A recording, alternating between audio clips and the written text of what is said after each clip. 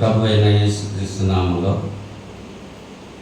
ఈ రాత్రి సమయంలో బైబిల్ తరగతికి వచ్చినటువంటి సహోదరులందరికీ కూడా హృదయపూర్వకమైన వందనాలు తెలియజేస్తున్నాను. అలాగే ఆన్లైన్లో వాక్యం వీక్షిస్తున్నటువంటి వినుతున్నటువంటి ప్రతి సహోదరునికి కూడా చింతపల్లిలో ఉన్నటువంటి క్రీస్తు సంఘం తరపుగా వందనాలు తెలియజేస్తున్నాను. అంతా బాగున్నారు కదా? దేవుని యొక్క కృప. ఎండలు మెండుగా ఉన్నాయి, తీసుకోవాల్సిన జాగ్రత్తలు తీసుకుంటారు, దేవుడు కాపాడతాడు. మన జాగ్రత్త మనం తీసుకోవాలి, తర్వాత దేవుడు చూస్తాడు. 6 శుక్రవారాలు, 5 ఆదివారాలు. మరి నేను లేని లోటు దేవుడు తీర్చి ఆ సేవకుల్ని పంపించి నాకంటే గొప్పవారు, నాకంటే భూతం చెట్లో సమర్థులు, నాకంటే విశదంగా గ్రంథాన్ని వివరించేటువంటి సహోదరులు, వారితో మరి ఇక్కడ ప్రసంగం చేయడానికి దేవుడు కృప చూపాడు. అందుని బట్టి దేవుడికి కృతజ్ఞతాస్తులు చెల్లిస్తున్నాను. అలాగే నాకు అనారోగ్యంగా ఉన్నటువంటి పరిస్థితుల్లో నా 3 కూతుళ్ళు, 3 అల్లుళ్ళు, ఎవరి శక్తి వల్ల వాళ్ళు సహకరించారు, ఆదరించారు, నాకు పరిచయం చేశారు. ఇవాళ కూడా నేను ఇక్కడ ఉన్నాను అని అంటే మొదటగా దేవుని కృప, తర్వాత నా బిడ్డలు చూపినటువంటి శ్రద్ధ, అందుని బట్టి నా బిడ్డలకు ఆశీర్వాదాలు అందజేస్తున్నా. వందనాలు.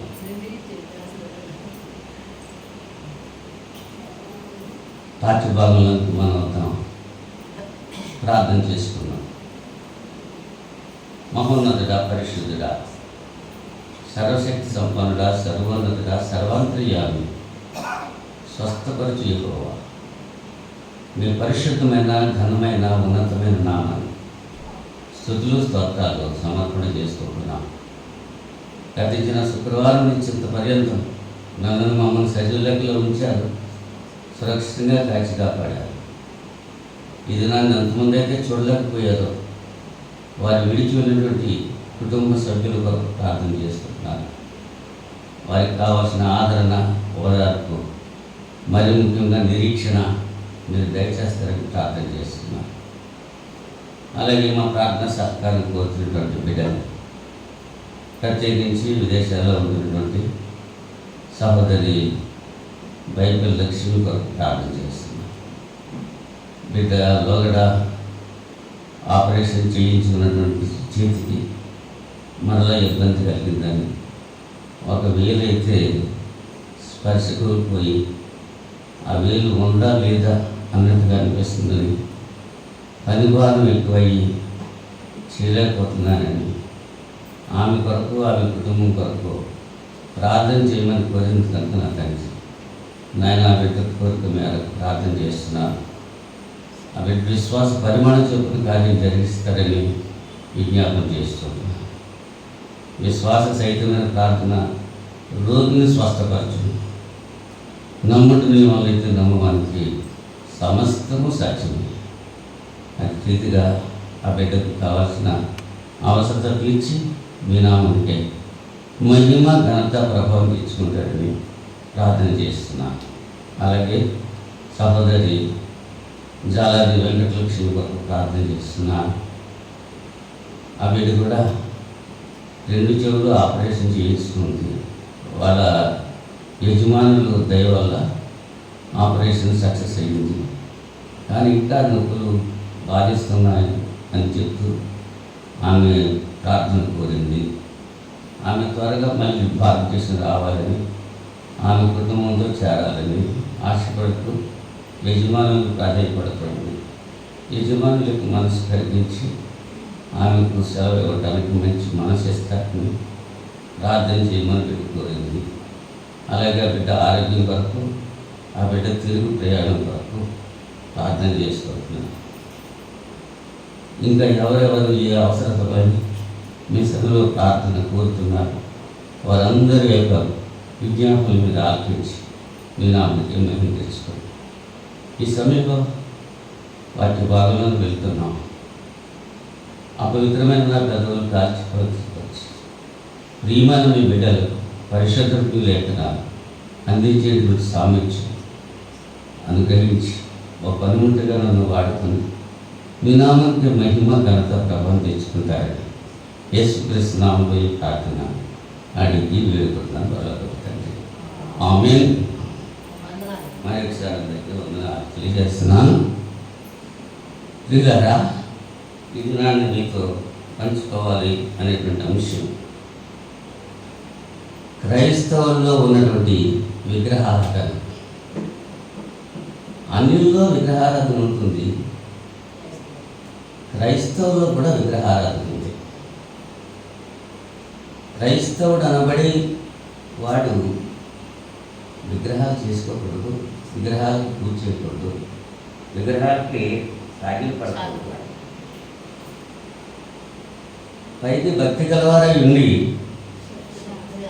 సిలువను ధరిస్తున్నారు, నెలలో సిలువ వేసుకుంటున్నారు, పెద్ద పెద్ద సిలువలు వేసుకుని నేను క్రైస్తవుడని తెలియజేస్తున్నారు.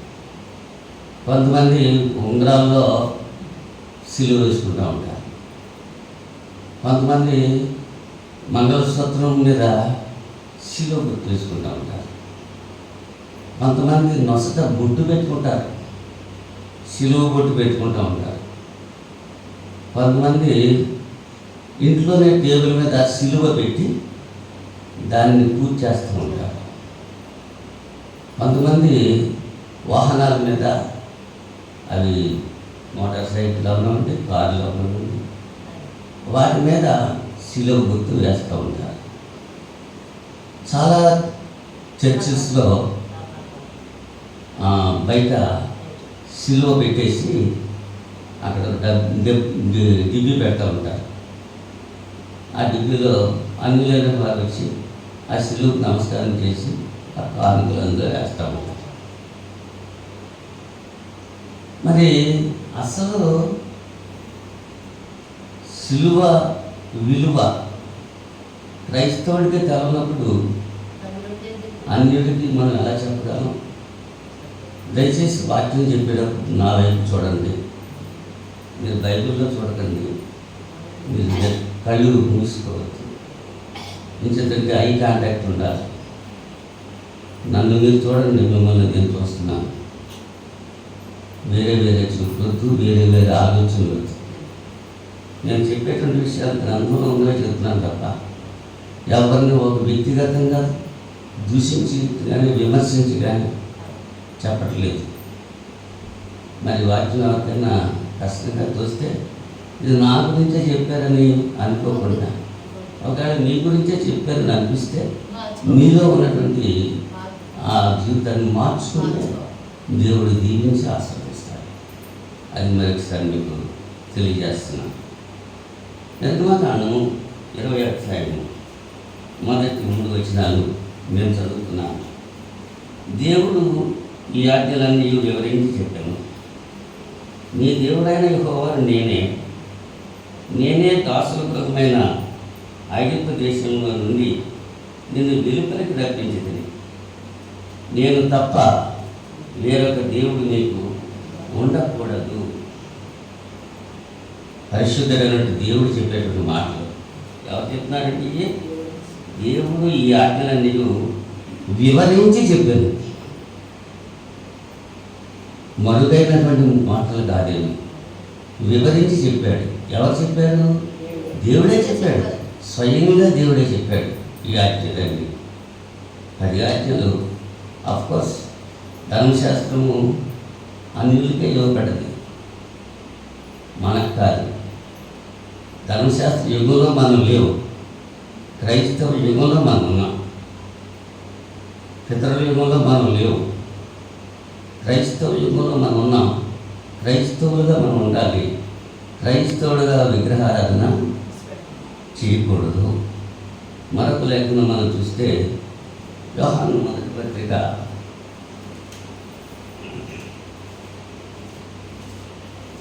'యోహాను వ్రాసినటువంటి మొదటి పత్రిక 5వ అధ్యాయము ఆఖరి వచనంలో, చిన్న పిల్లలారా విగ్రహముల జోలికి పోకుండా జాగ్రత్తగా ఉండి.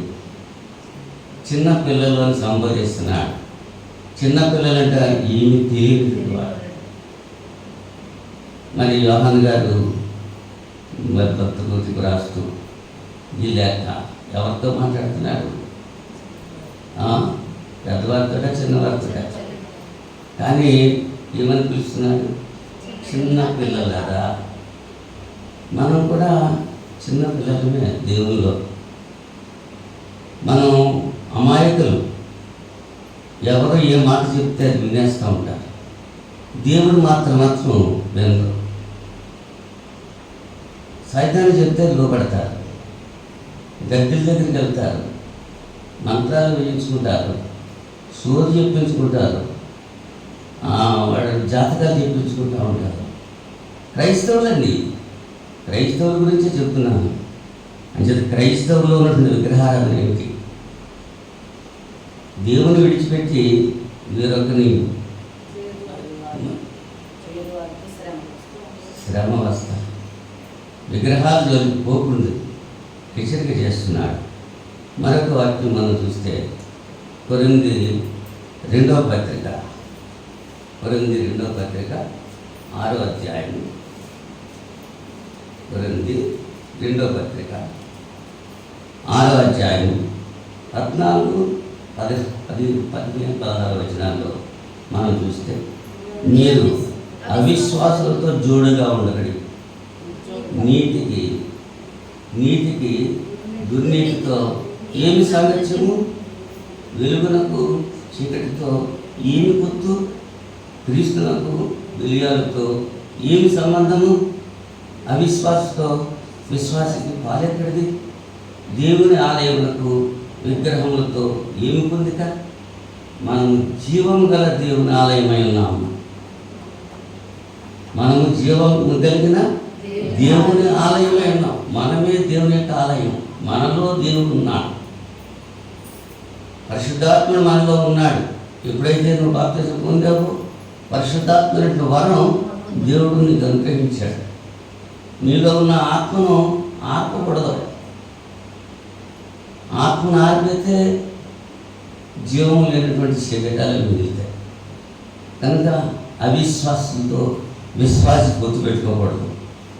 పెళ్ళిళ్ళు చేస్తున్నారు. విశ్వాసికి అవిశ్వాసికి పెళ్లి చేసేస్తున్నారు. వాళ్ళ జీవితాలు భ్రష్టత్వం అయిపోతున్నాయి. ఇంకా చెప్పాలంటే అన్యులతో సహవాసం చేస్తున్నారు. సంఘానికి రాకుండా బయట ఉండే వాళ్ళతోటి సంఘస్థులు సహవాసం చేస్తున్నారు. 6 నెలలు సహవాసం చేస్తే వాళ్ళే వీలైపోతూ ఉంటారు. దేవుని యొక్క వాక్యం విన్నావు, లోబడ్డావు, బాప్తిజం ఉన్నావు, సంఘంలో చేర్చబడ్డావు. దేవుని మాటకే ప్రాధాన్యత ఇవ్వాలి. దేవుని జనులకు, దేవుని ప్రజలకు నువ్వు వారితో కలిసి సహవాసం చేయాలి తప్ప దేవుడంటే తెలియనటువంటి వారితో, దేవుడంటే లెక్కలేనటువంటి వారితో, విగ్రహాలు పూజ చేసి బలి చేసినటువంటి వారితో నువ్వు సంబంధం కలిగి ఉండకూడదు. క్రీస్తుకు బెలియాలతో ఏమి సంబంధము అని అడుగుతున్నాడు. ఉంటే నువ్వు దేవుని దగ్గర ఉండు, లేకపోతే సాతాను దగ్గర ఉండు. నువ్వు సాతాను దగ్గర ఉండి నేను దేవుని పెట్టినే, నేను క్రైస్తవునే అని చెప్పుకునేటువంటి వాళ్ళు విగ్రహారాధకులు. క్రైస్తవులోని విగ్రహాలు. కొంతమంది సేవకులు పూజ చేస్తారు. దేవుని మాట కంటే సేవకుని మాటే లెక్క. సేవకుడిని లెక్క చేయరు కొంతమంది. వాళ్ళ సొంతం, వాళ్ళ ఇష్టానుసారంగా చేసుకుంటూ ఉంటారు. దేవుని సేవకునికి ప్రాధాన్యత ఇస్తాను. ఎప్పుడు ఇవ్వగలవు నువ్వు? దేవుడు అంటే భయం నీకుంటే, దేవుని వాక్యం అంటే నీకు నమ్మకం ఉంటే, దేవుని శాపనికి నువ్వు లోబడి ఉంటావు, దేవుని మాటలు నువ్వు వింటావు. ఆ మాటలు విని విశ్వసించి నువ్వు మంచి జీవితాన్ని పొందుతావు. మనకు వాక్యాన్ని మనం ఆలోచించేద్దాం. మత్తయి రాసిన శుభవార్త 10వ అధ్యాయం. మత్తయి రాసిన సువార్త 10వ అధ్యాయం 38వ వచనంలో యేసు ప్రభు వారు చెబుతున్నారు. 38వ వచనంలో తన సిలువను ఎత్తుకొని నన్ను వెంబడింపని వాడు నాకు పాత్రుడు కాడు. యేసు ప్రభు చెప్తున్నారు, తన సిలువను నన్ను వెంబడించాలంటే, నన్ను ప్రేమించేవాడంటే. ఇంకా పైన మనం చూస్తే 37వ వచనంలో తండ్రినైనను తల్లినైనను నాకంటే ఎక్కువగా ప్రేమించేవాడు నాకు పాత్రుడు కాడు. కుమారునైనను కుమార్తెనైనను నాకంటే ఎక్కువగా ప్రేమించేవాడు నాకు పాత్రుడు కాడు. కుమారుని ప్రేమిస్తున్నాడు, నన్ను ప్రేమిస్తున్నాడా? పరీక్ష పెట్టాడు అబ్రాహాముకి. అబ్రహాము దేవుని నమ్మాడు. దేవుడు అడిగితే తన లేక పుట్టినటువంటి ప్రేమించినటువంటి ఇస్సాకును దహన బలిగా అర్పించేశాడు. మనం ఇస్తామా? మన బిడ్డకి జ్వరం వచ్చిందనుకో, ప్రార్థన మానేస్తాం. అంటే ఎవరెక్కువ? బిడ్డ ఎక్కువ. అంటే విగ్రహం ఏమైపోయింది? కొడుకే విగ్రహం అయిపోయాడు, మనవడే విగ్రహం అయిపోయాడు, మనవరాలే విగ్రహం అయిపోయింది. శుక్రవారం బైబిల్ తరగతి రావాలంటే చీకటిని పిల్లలు వదిలిపెట్టేసి నేను ఎలా రాగలను? అవునా? అంటే ఏమైంది విగ్రహం? క్రైస్తవులుగా అన్యులుగా? క్రైస్తవులకే విగ్రహారాధన. విగ్రహారాధన అంటే బొమ్మలు పెట్టుకుని పూజ చేస్తే విగ్రహం కాదు. క్రైస్తవులనే మరియమ్మ బొమ్మ పెట్టుకుని పూజ చేసేవాడు ఉన్నారు, యేసు ప్రభు బొమ్మ పెట్టుకుని పూజ చేసేవాడు ఉన్నారు, సిలువ పెట్టుకుని పూజలు చేసేవాడు ఉన్నారు. అది విగ్రహారాధన కాదా? ఇంట్లోనే ఫోటోలు పెట్టుకుంటూ ఉంటారు, ఆ ఫోటోకి దండం పెడుతూ ఉంటారు. కొంతమంది ఏం చేస్తూ ఉంటారు, దారంతా వాళ్ళు వెళ్తూ ఉండగా ఏ చర్చి బిల్డింగో కనపడింది అనుకో, దాన్ని చూసి దండం పెట్టుకుంటారు, తప్పని ఒప్పుకుంటారు, లేకపోతే దండం పెట్టుకుంటారు. సైకిల్ మీద వెళ్ళి ఆఫ్ చేసి ఆ చర్చి వైపు, మన కూరగాయలు అమ్ముతా వస్తూ ఉంటాడు, ఇక్కడ వస్తాడు, ఈ చర్చి వైపు చూస్తాడు, ఇలాగనుకుంటాడు. అంటే ఏం చేస్తున్నాడు? ఏమై చర్చి వెళ్ళింది అతనికి విగ్రహం అయిపోయింది అని మనం ఇతరులను మనం విమర్శించడం కాదు, మనం ఏం చేస్తున్నాము ఆలోచన చేసుకోవాలి. దేవునికి ప్రాధాన్యత ఇస్తున్నామా? మన తండ్రికి కానీ, తల్లికి కానీ, భార్యకి కానీ, బిడ్డకి కానీ ప్రాధాన్యత ఇస్తున్నామా? యేసు ప్రభు చెప్తున్నాడు, తండ్రినైనను తల్లినైనను నాకంటే ఎక్కువగా ప్రేమించేవాడు నాకు పాత్రుడు కాడు. ప్రేమించొద్దంటే లేదు, దేవుడి కంటే ఎక్కువగా ప్రేమించేవాడు. మొదట దేవుడు, తర్వాత ఇవ్వండి. ఫస్ట్ ప్లేస్ దేవుడికి ఇవ్వాలి. నేను యెహోవాను, నేను తప్ప వేరొక దేవుడు నీకు ఉండకూడదు. ఇజ్రాయేలుతో చెప్పిన మాటే కాదు, ఇది నాకు మనతో కూడా చెప్తున్నాడు.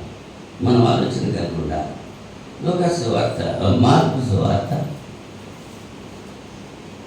నేను చదువుతాను.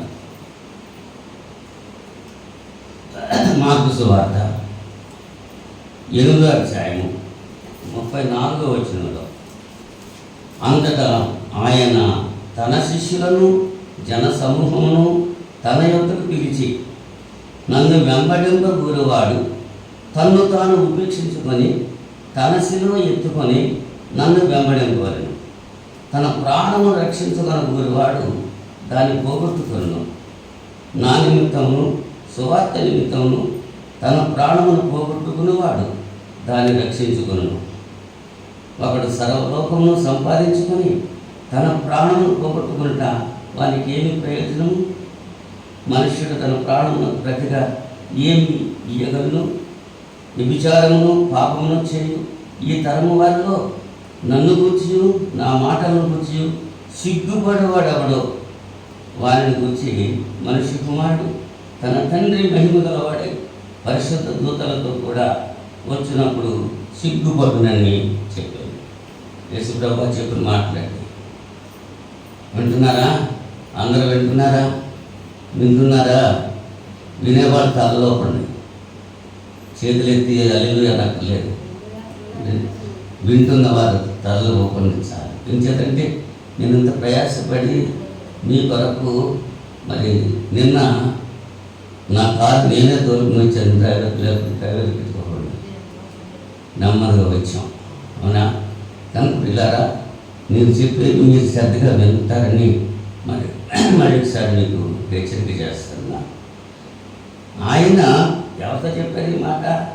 తన శిష్యులకు మాత్రమే కాదు, జనసమూహం అంతటిని దగ్గరికి పిలిచి మరి చెప్తున్నాను. ఏం చెప్పాడండి?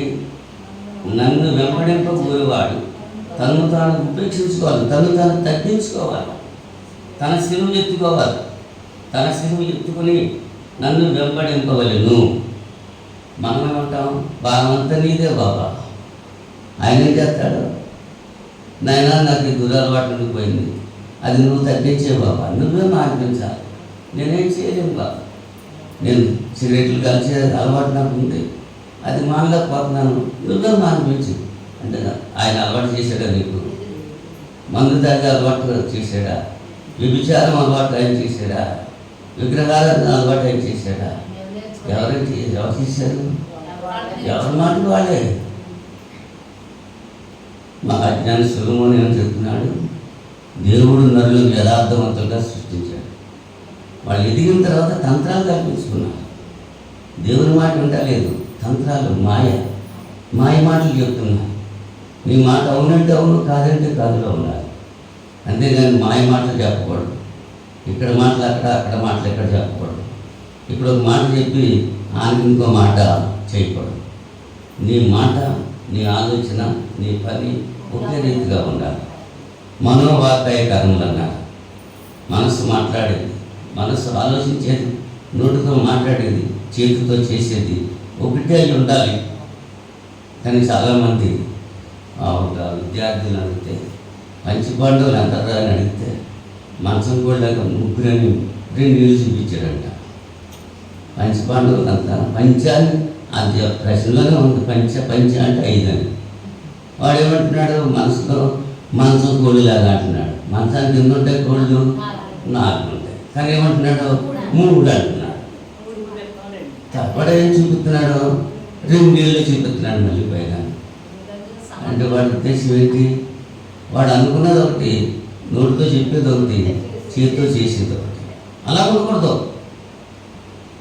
దేవుని ఎదుట యోగ్యంగా ఉండాలి.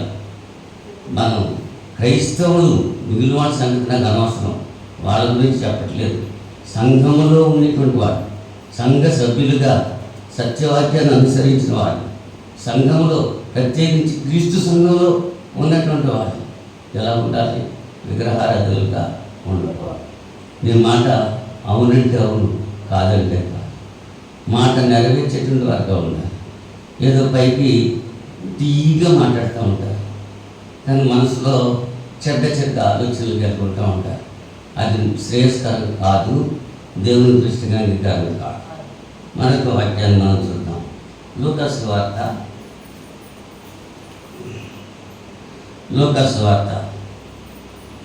9వ అధ్యాయం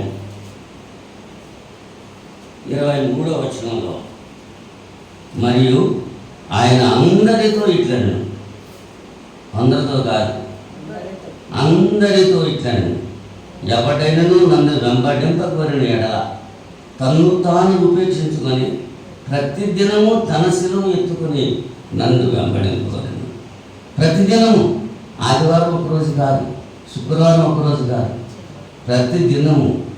మరి అపోస్తలుల కార్యాల గ్రంథంలో ఆదిమ సంఘము ఇంటింటా రొట్టె విరుస్తూ వాళ్ళు దినదినము ప్రతిదినము దేవాలయంలో కూడుకుంటూ వాళ్ళు ఉన్నారు.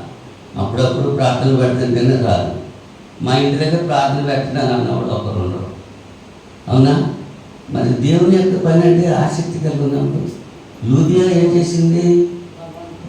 నేను నిజముగా దేవుని అంగీకరించిన దాన్ని మీరు ఎంచితే నా ఇంట ఉండి ఆతిథ్యం స్వీకరించిందని పౌలు శీలలు వగైరా వారిని బలవంతం చేసింది. వందనాలమ్మా, బలవంతం చేసింది. మరి మనమైతే ఏం చేయాలి? సేవకుని గురించి ఏం చేయాలి? సేవకునికి చేస్తున్నారా లేదా? మీరు ఆలోచన చేసుకోండి. అంటే నాకు ఏదో చేసేయాలి మీరేం కాదు. ఎవరికి చేయాలి? దేవునికి చేయాలి. ఎవరికి పరిచర్య? దేవునికి పరిచర్య చేయాలి. అవునా? ఏం చెప్తున్నారు 23వ వచనంలో? మరియు ఆయన అందరితో ఇట్లాను, ఎవడైనా నన్ను వెంబడింప కోరిన ఎడల తన్ను తాను ఉపేక్షించుకొని ప్రతి దినము తన శిలువను ఎత్తుకొని నన్ను వెంబడింపగలి. కనీసం ఆదివారం ఆరాధన మానకుండా రండి చెప్తే ఎంతమంది మానేస్తున్నారు? మానేసి వాళ్ళు ఆలోచన చేసుకోవాలి.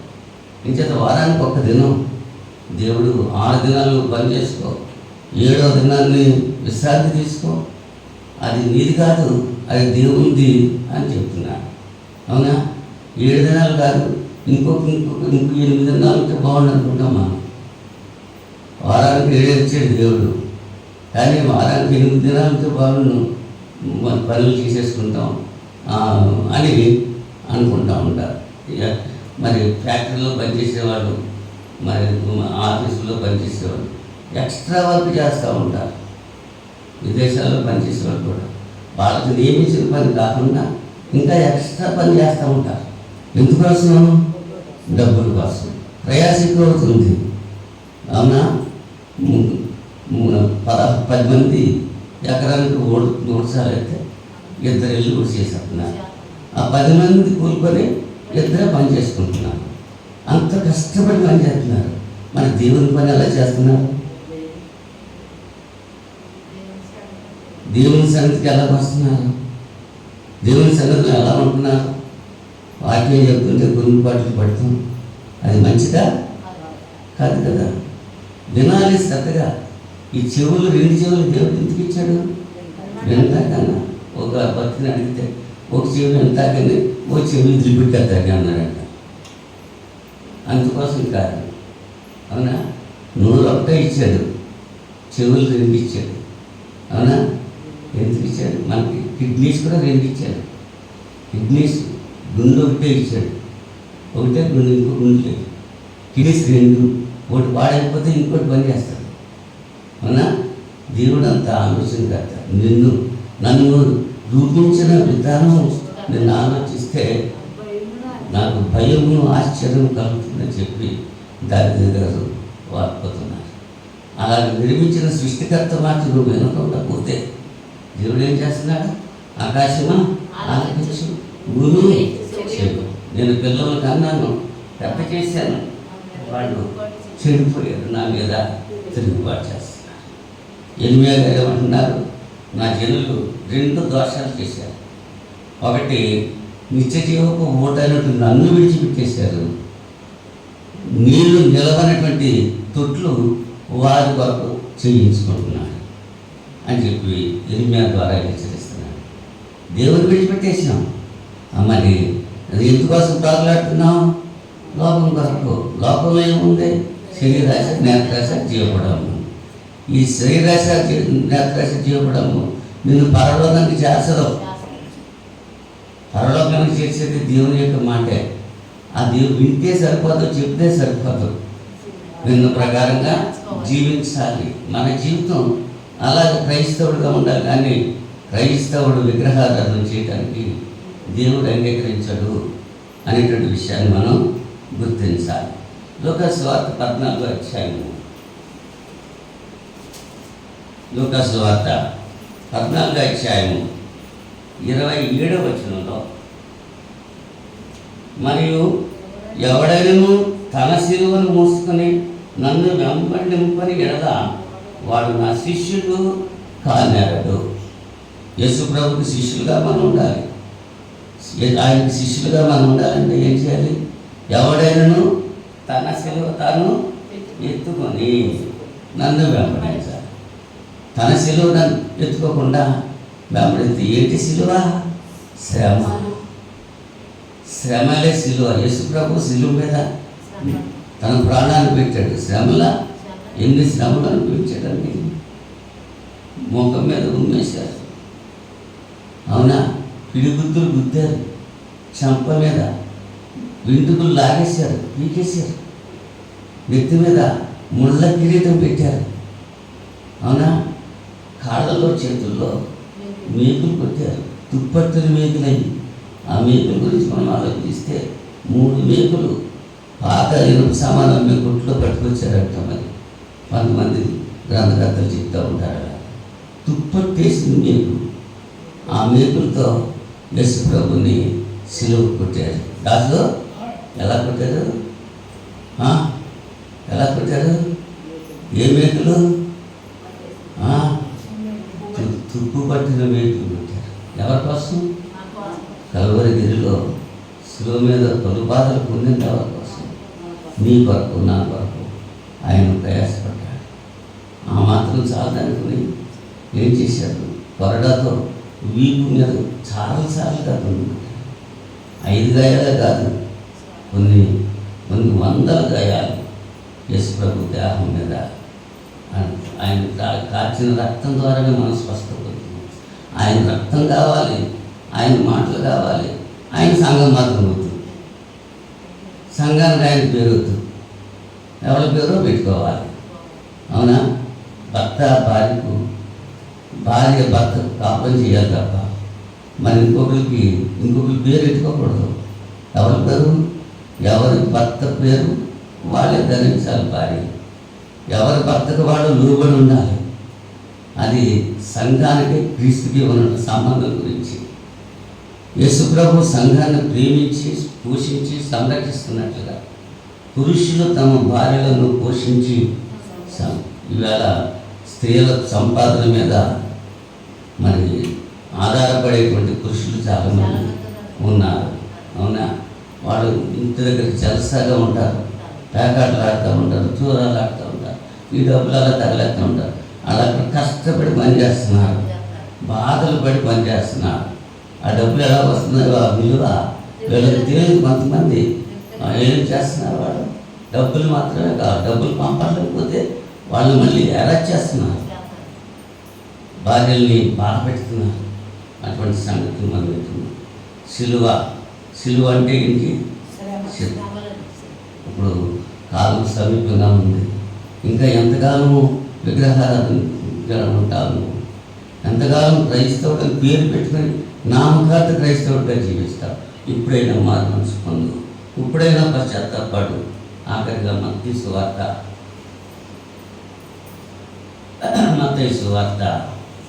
20వ అధ్యాయము 22వ వచనంలో, అందుకు యేసు, మీరేమి అడుగుచున్నారో అది మీకు తెలియదు. నేను త్రాగబో గిన్నెలోనికి మీరు త్రాగగలరా అని అడిగారు.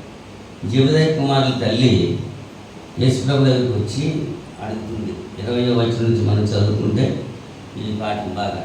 అప్పుడు జెబెదయి కుమారుల తల్లి తన కుమారులతో ఆయన వద్దకు వచ్చి నమస్కారం చేసి ఒక మనవి చేయబోగా, నీవేమి కోరుచున్నావని ఆయన అడిగాను. అందుకు ఆమె, నీ రాజ్యమందు ఈ నా 2 కుమారులలో ఒకడు నీ కుడివైపునను ఒకడు నీ ఎడమవైపునను కూర్చుండ సెలవిమ్మని ఆయనతో అని. ఏమడుగుతుంది? ఏమడుగుతున్నారు? ఎక్కడికి వెళ్ళినా యేసు ప్రభుని అడిగేది ఏంటి? దేనికోసం అడుగుతున్నావు? దేవుడిని అడిగేది ఏంటి? ఏమడుగుతున్నావు నువ్వు? నీకేం కావాలో నాకు తెలుసు. మొదట నా రాజ్యాన్ని, నా నీతిని వెతకండి, పిదపవన్నీ ఇస్తానని చెప్పన్నాడు. అవునా? పిదపవన్నీ ఇస్తానన్నాడు. కానీ మొట్టమొదటి వెతకాల్సింది దేవుడు. నేను 4 విషయాలు చెప్తూ ఉంటాను ఇప్పుడు మీకు. దేవుని దగ్గరికి మనం వస్తే దేవుడు మన దగ్గరికి వస్తాడు. దేవుని పని మనం చేస్తే దేవుడు మన పని చేస్తాడు.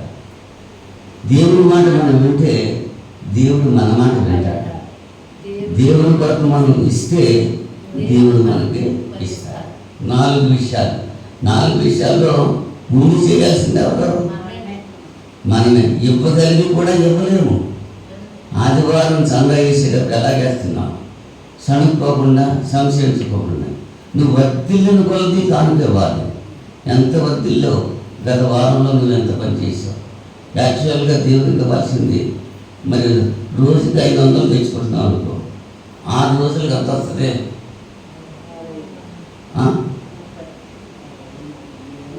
3000 వస్తుంది. 3000 దశంభాగం ఎంత? 300. అంటే ఆదివారం వచ్చేటప్పటికి నువ్వు ఎంత వేయాలి దేవుడికి? 300 వేస్తే అది ధర్మశాస్త్రం యుగంలో జరిగింది. అది ఇప్పుడు మనం క్రైస్తవంలో ఉన్నాం. ఆ కనీసం దశంభాగం కూడా మీరు చాలామంది ఏం చేస్తారు? మీరు ఇచ్చేది సడుక్కోకుండా, సంశయించకుండా, తక్కువగా కాకుండా ఎక్కువగా, ఏడుతూ కాకుండా సంతోషంగా దేవునికి ఇస్తే దేవుడు దీవించి ఆశీర్వదిస్తారు కదా. ముందు మనం చేయాలి. మనం చేయకుండా ఆ ముందు ఆయన నువ్వు ఇచ్చేది నేను ఇస్తాను. మరి ఇవన్నీ ఇచ్చింది ఎవరో? నువ్వు ఎలా సజీవులుగా మనం ఉన్నామంటే దానికి కారణం ఎవరో? అవునా? మరి దేవుడికి మనం ఏమిస్తున్నాం? ఆయన ఏం కోరుకుంటున్నాడు? హృదయం కావాలంటున్నాడు. అంటే దేవుడు హృదయమే కావాలంటున్నాడు కాబట్టి నా హృదయం తీసి ఇచ్చేస్తాను. నువ్వు ఇచ్చేస్తావా? నా గుండె తీసి ఇచ్చేస్తానంటావా? ఆయన ఏమంటున్నాడు? ఆయన చిత్తం నెరవేర్చాలి. ఆయన ఏదైతే చెప్పాడు, ఈ నా మాటలు విని వాటి చొప్పున చేయి ప్రతివాడు బండ మీద తన ఇల్లు కట్టిన బుద్ధిమంతుడిని పోలి ఉంటాడు. అవునా? మనం ఎలా ఉన్నాం? ఇసుక మీద ఇల్లు కట్టుకున్నాం అంటారు. అని చెప్పి పనిపోతున్నాం. గాలితో పని వచ్చింది, కొట్టుకుపోతున్నాయి. రోగాలు వస్తున్నాయి, పాడైపోతున్నాం. కష్టాలు వస్తున్నాయి, నష్టాలు వస్తున్నాయి. వ్యాపారంలో లాస్. ఆదివారం కూడా ఆరాధన కాకుండా వ్యాపారం చేసుకుంటున్నావు. ఆదివారం కూడా ఆరాధన కాకుండా నువ్వు ఫంక్షన్కి వెళ్ళిపోతున్నావు. ఫంక్షన్గా కాదు, నీ ఇష్టం ఎక్కడికి వెళ్తున్నావో ఎక్కడికో వెళ్ళిపోతున్నావు. దేవుని సన్నిధి మాత్రం రావట్లేదు. దేవుడు మాత్రం నువ్వు దీవించేయాలి. ఎక్కడి నుంచి వస్తా? దేవుని మాట వినాలి కదా. దేవుని మాట వింటే దేవుడు మనల్ని దీవిస్తాడు. మీరు ఏమడుగుతున్నారో మీకు అర్థం కావట్లేదు. జీవదయ కుమార్తె తల్లిని గద్దిస్తూ మాట్లాడుతున్నాడు ఈశ్వరుడు. నేను తాగే దీనిలో తాగలరాడు, తాగేస్తా ఉన్నాడు. నువ్వు తాగొచ్చు కానీ నా దగ్గర కుడి పక్కన ఎడం పక్కన కూర్చోడానికి కారణం నాకు లేదు, తండ్రికి ఉంది. తండ్రి ఇవ్వాలి. తండ్రి ఎవరిని కూర్చోమంటాడో నా కుడి పక్కన, ఎడం పక్కన ఎవరు కూర్చోమంటారో. నేను చోటున ముందులాగున్నా మీ కొరకు స్థలం సిద్ధం చేయడానికి నేను వెళ్తున్నాను. ఇదిగో త్వరగా వస్తున్నాను అంటున్నాడు. ఆయన వచ్చేటువంటి రాకడ దినాల్లో మనం ఉన్నాం. ఇప్పుడు ఎలా ఉన్నాం మనం? ఆయన రాకడ దినాలు అంతేగాని పండుగలు చేసుకోవాలని, క్రిస్మస్లు చేసుకోవాలని అటువంటి వాడికి చొప్పున చేసేటువంటి కార్యక్రమాలు మనకే ఉండకూడదు. ఉంటే అవి ఏమై కూర్చుంటే అంచేత క్రైస్తవులలో ఉన్నటువంటి విగ్రహాలను ఏమిటో గ్రంథంలో నుంచి కొన్ని విషయాలు ఈ రాత్రి సమయంలో మీకు తెలియజేయడానికి దేవుడు నాకు ఇచ్చిన కృపను బట్టి దేవునికి స్తోత్రాలు చెల్లిస్తూ విన్నటువంటి మీ అందరికీ హృదయపూర్వక వందనాలు తెలియజేస్తూ ముగిస్తున్నా. ప్రార్థన చేసుకున్నాం. పరిశుద్ధిగా, మహోన్నతిగా, జీవాధిపతి, సృష్టికర్త మీకు స్తోత్రాలు. ఇంత పర్యంతము మీ మాటలు మీ బిడ్డలు చెప్పారు. నాయన నేను చెప్పడం మాత్రమే చెప్పగలను. నేను ఆచరిస్తున్నాను అని అనుకుంటున్నాను. ఆయన ఒకవేళ నేను ఆచరించకుండా బిడ్డలకు చెప్తున్నానేమో. ఏదైనా లోపం నాలో ఉంటే నన్ను క్షమించమని, మన్నించమని ప్రార్థన చేసుకుంటున్నాను. మీరు నాకు ఇచ్చిన స్వస్థతను బట్టి, నాయన మరణపాత్రుడని నన్ను మీరు బ్రతికించిన విధానాన్ని బట్టి మరొకసారి కృతజ్ఞతలు తెలియజేస్తున్నాను. నిత్యము నా నోట మీ కీర్తి ఉండగలిగినట్లుగా నా బ్రతుకు దినాలన్నీ కూడా మిమ్మల్ని స్తుతించి మీ నుంచి మేలు పొందేవారిని దయచేయమని ప్రార్థన చేస్తున్నాను. అలాగే విన్న ప్రతి బిడ్డను దీవించండి.